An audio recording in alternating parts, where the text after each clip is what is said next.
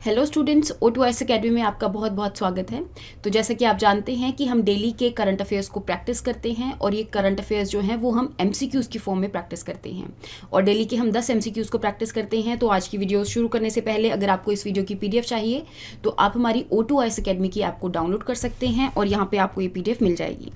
Start करते हैं आज के सबसे पहले क्वेश्चन से, that is related to national single window system.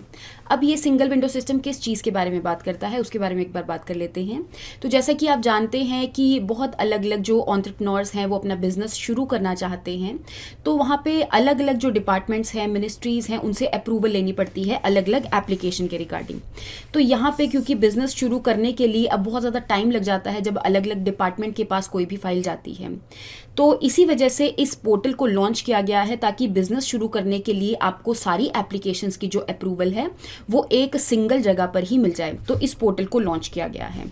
तो दैट मीन्स आपकी जो सेकंड स्टेटमेंट है ये करेक्ट हो जाएगी कि सेंट्रल डिपार्टमेंट हो या फिर स्टेट गवर्नमेंट्स हो तो उनसे अप्रूवल के लिए ही इस पोर्टल पर आपको अप्रूवल मिल जाएगी।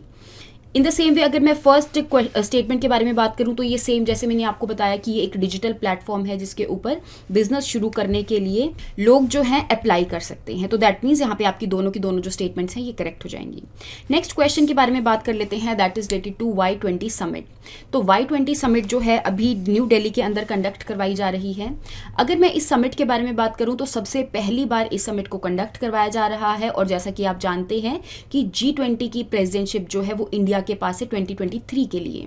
तो यहाँ पे अलग अलग जो फंक्शंस हैं उनको ऑर्गेनाइज करवाया जा रहा है जिसके अंदर Y20 समिट भी है, जिसके अंदर यहाँ पे जो यूथ है वो पार्टिसिपेट करेंगे।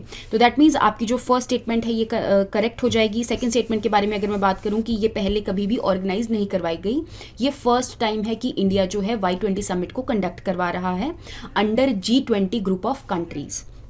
तो दैट मीन्स आपकी जो फर्स्ट स्टेटमेंट है ये करेक्ट हो जाएगी। नेक्स्ट क्वेश्चन के बारे में बात कर लेते हैं, that is related to fair and remunerative prices. तो जैसा कि आप जानते हैं कि हमें वीट के लिए यहाँ पे अलग से MSP जो है वो सरकार यहाँ पे इशू करता है। दैट मीन्स मिनिमम प्राइस जो है जिस पे सरकार जो है वो गेहूं को लेते हैं। In the same way sugar cane के लिए भी एक प्राइस जो है, मिनिमम प्राइस जो है वो सेट होता है और इस मिनिमम प्राइस को बोलते हैं fair and remunerative prices. That means अगर कोई फार्मर है वो शुगर केन को ग्रो कर रहा है तो ये जो शुगर केन है वो शुगर मिल्स वगैरह जो है वो खरीद लेते हैं, लेकिन शुगर मिल्स एक पर्टिकुलर मिनिमम रेट जो है उनको फार्मर्स को देना पड़ेगा।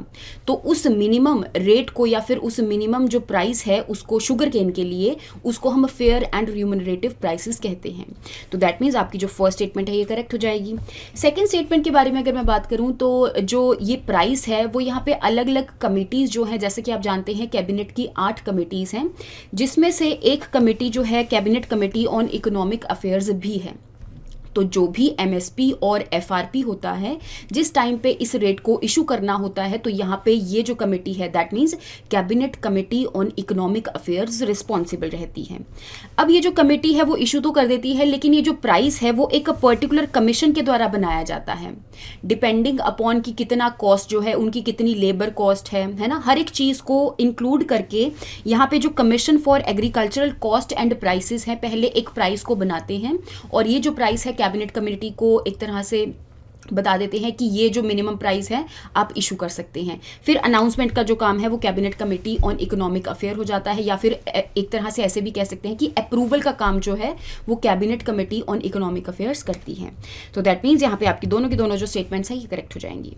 नेक्स्ट क्वेश्चन के बारे में बात कर लेते हैं, that is related to purple fest. तो जैसे कि आप जानते हैं कि हमारी कंट्री के अंदर अलग अलग जो फेस्ट्स हैं, जैसे कि यूथ फेस्टिवल हो गया जो कि अलग अलग यूनिवर्सिटी का एक कॉम्पिटिशन रहता है जिसके अंदर ड्रामा हो गया, स्किट हो गया, प्ले हो गया, तो यहाँ पे अलग अलग बच्चे जो हैं वो पार्टिसिपेट करते हैं। इन द सेम वे सबसे पहली बार जो पर्पल फेस्ट है उसको गोवा के अंदर ऑर्गेनाइज किया गया। तो स्पेशली डिफरेंशियली डिसेबल्ड जो बच्चे हैं वो यहाँ पे इस फेस्ट के अंदर पार्टिसिपेट करेंगे। तो आप देख सकते हैं कि यहाँ पे अलग अलग जो डिसेबिलिटी है बच्चों की वो रहती है। तो वो जो बच्चे हैं इस फेस्ट के अंदर पार्टिसिपेट करेंगे, तो ऐसा कुछ नहीं है कि उनको एक्सपीरियंस होना चाहिए। तो आपकी फर्स्ट स्टेटमेंट जो है ये इनकरेक्ट हो जाएगी। सेकंड स्टेटमेंट के बारे में अगर मैं बात करूं कि जैसा कि आप आप जानते हैं कि फेस्ट के अंदर अलग अलग जो इवेंट्स हैं उनको ऑर्गेनाइज किया जाता है, तो उन सारे के सारे इवेंट्स के अंदर ये जो बच्चे हैं वो पार्टिसिपेट करेंगे। तो आपकी जो सेकंड स्टेटमेंट है ये करेक्ट हो जाएगी। नेक्स्ट क्वेश्चन के बारे में बात कर लेते हैं, that is related to population census. तो जैसा कि आप जानते हैं कि पॉपुलेशन सेंसिस जो है हर 10 साल के बाद कंडक्ट करवाया जाता है, जैसे कि जो लास्ट सेंसिस है 2011 में हुआ था। इन द सेम वे अब 2021 के अंदर सेंसिस होना था, लेकिन कोविड की वजह से ये जो सेंसिस है इसको डिलेट कर दिया गया है। इवन आप न्यूज़पेपर्स में भी देखते होंगे कि इसको पोस्टपोन कर दिया गया है। तो अब अगर मैं पॉपुलेशन सेंसिस के बारे में बात करूं, सबसे पहली बात तो आर्टिकल 246 के अंदर पॉपुलेशन सेंसिस को इंक्लूड किया गया है कि ये जो आपका पॉपुलेशन सेंसिस है ये यूनियन लिस्ट के अंदर लाई करेगा। आपके 7th शेड्यूल के अंदर आपको अलग अलग लिस्ट्स जो है ये देखने को मिलती है, कॉन्करेंट लिस्ट होगी, स्टेट लिस्ट होगी और यूनियन लिस्ट होगी। यूनियन लिस्ट में जितने भी सब्जेक्ट्स लाई करते हैं, इसका मतलब उसके रिगार्डिंग जो लॉ है वो बनाने की पावर हमारी सेंट्रल गवर्नमेंट को रहती है। इन द सेम वे जो स्टेट लिस्ट के अंदर सब्जेक्ट्स होते हैं उसके रिगार्डिंग जो पावर है वो यहाँ पे स्टेट गवर्नमेंट्स को रहती है।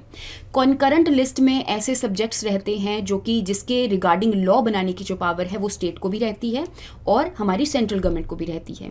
तो दैट मीन्स आर्टिकल 246 के अंदर जो आपका पॉपुलेशन सेंसिस है वो यहाँ पे यूनियन लिस्ट के अंदर लाई करता है, कॉन्करेंट लिस्ट के अंदर ये लाई नहीं करता।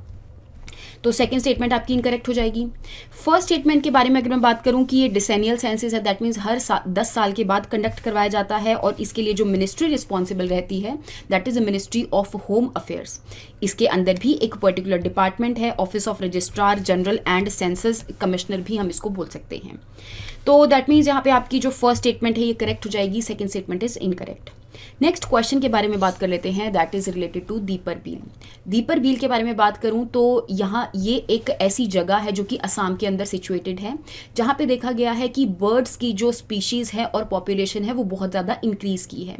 तो जैसा कि आप जानते हैं कि विंटर्स के अंदर जो माइग्रेटरी बर्ड्स हैं वो साइबेरियन रीजन से यहाँ पे इंडिया के सब कॉन्टिनेंट वाले रीजन में आ जाती हैं। तो इसी चीज़ के रिगार्डिंग जो दीपर बील है वो न्यूज़ में था, तो आपने याद रखना है कि जो दीपर बील है वो असम के अंदर सिचुएटेड है। इवन जो दीपर बील है वो असम के अंदर रामसर साइट के अंदर भी इंक्लूडेड है। नेक्स्ट क्वेश्चन के बारे में बात कर लेते हैं, that is related to small saving scheme. तो जैसा कि आपने इंडियन एक्सप्रेस के अंदर भी देखा होगा, एक एक्सप्लेन्ड आर्टिकल आया था जिसमें बोला गया था कि भाई स्मॉल सेविंग स्कीम के ऊपर जो इंटरेस्ट रेट है उसको हाइक करने की बात करी गई है। अब अगर मैं स्मॉल सेविंग स्कीम के बारे में बात करूँ तो हमारी कंट्री के अंदर ऐसी बहुत सारी स्कीम्स हैं, जैसे कि सुकन्या समृद्धि स्कीम हो गई, then is provident fund scheme हो गई। तो ये सारी की सारी जो स्कीम्स है वो स्मॉल सेविंग स्कीम के अंदर इंक्लूड हो जाती हैं। इवन इन स्कीम्स के द्वारा ही हमारी जो गवर्नमेंट्स हैं, हमारी जो सरकारें हैं वो पैसा रेज करती हैं ताकि हमारी कंट्री के अंदर इंफ्रास्ट्रक्चर वगैरह को बनाया जा सके। तो आप फर्स्ट स्टेटमेंट के बारे में अगर देखेंगे कि स्मॉल सेविंग स्कीम्स का जो पैसा है वो नेशनल स्मॉल सेविंग फंड के अंदर डाल दिया जाता है, तो फर्स्ट स्टेटमेंट आपकी बिल्कुल सही हो जाएगी। सेकंड स्टेटमेंट के बारे में अगर मैं बात करूं कि क्वार्टरली बेसिस पर जो इंटरेस्ट रेट है उसको चेक किया जाता है, अगर हाइक करना है तो क्वार्टरली बेसिस पर ही उसको हाइक कर दिया जाता है। इन द सेम वे अगर मैं बात करूं कि कौन सी मिनिस्ट्री के अंदर ये लाई करती है स्मॉल सेविंग स्कीम, तो ये मिनिस्ट्री ऑफ फाइनेंस के अंदर इसको रेगुलेट किया जाता है। तो आपकी दोनों की दोनों जो स्टेटमेंट्स है ये करेक्ट हो जाएंगी। नेक्स्ट क्वेश्चन के बारे में बात कर लेते हैं, that is related to natural rubber. Natural rubber जो है बहुत दिनों से ऐसे हर एक न्यूज़पेपर में आपको देखने को मिला होगा। तो नेचुरल रबर के बारे में अगर मैं बात करूं, सबसे पहली बात तो ये एक कैश क्रॉप है जिसको एक पर्टिकुलर रीजन में उगाया जाता है और स्पेशली इसके लिए जो कंडीशन रहती है that is equatorial condition. Equatorial climate के बारे में अगर मैं बात करूं तो वहाँ पे जो टेम्परेचर है वो 25 डिग्री या फिर 25 से 30 डिग्री के बीच में रहता है और वहाँ पे क्योंकि रेनफॉल भी बहुत ज़्यादा होती है, जैसे कि आप 4 o'clock शार के बारे में जानते होंगे जो कि इक्वेटोरियल रीजन में होती है। तो ये सब कंडीशन जो है वो नेचुरल रबर के लिए ग्रो करने के लिए बहुत ज़्यादा रिस्पॉन्सिबल रहती हैं, तो ऐसी कंडीशन इसको चाहिए होती हैं। इसके अलावा अगर मैं बात करूँ कि जो नेचुरल रबर है वो एक बेसिकली पॉलीमर होता है आइसोप्रीन का।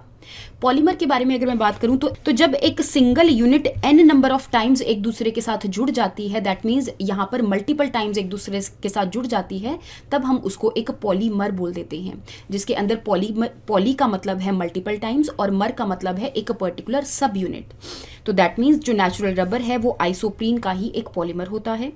इसके अलावा अगर मैं बात करूं कि इंडिया जो है वो नेचुरल रबर का लार्जेस्ट प्रोड्यूसर है, लेकिन अगर मैं कंज्यूम करने के मामले में बात करूं तो यहाँ पे इंडिया जो है थर्ड लार्जेस्ट यूज़र है नेचुरल रबर का।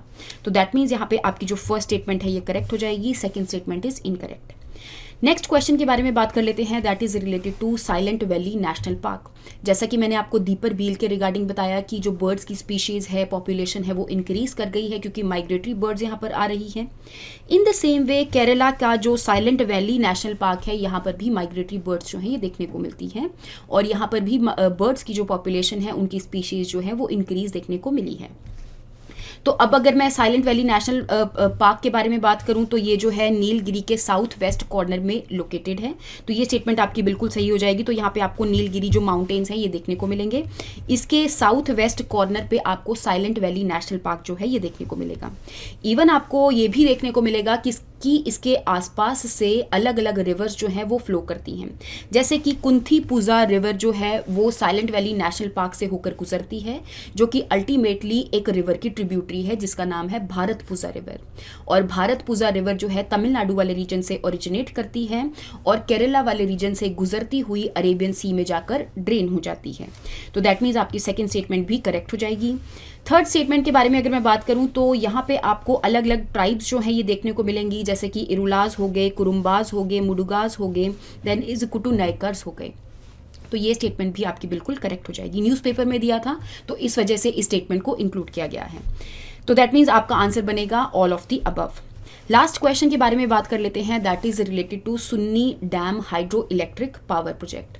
तो अगर मैं इस प्रोजेक्ट के बारे में बात करूं तो ये run of river power project है। दैट मीन्स यहाँ पे जो भी रिवर जो है जब वो फ्लो करती है तो उसके बीच में यहाँ पे टरबाइंस को लगा दिया जाता है ताकि फ्लो ऑफ रिवर की वजह से ये टरबाइंस घूमे और अल्टीमेटली जो इलेक्ट्रिसिटी है उसको प्रोड्यूस किया जा सके। अब अगर मैं इस हाइड्रो इलेक्ट्रिक प्रोजेक्ट के बारे में बात करूं तो ये ऑफकोर्स एक पर्टिकुलर रिवर पर ही लगाया गया होगा। तो ये जो रिवर है दैट इज सतलुज रिवर।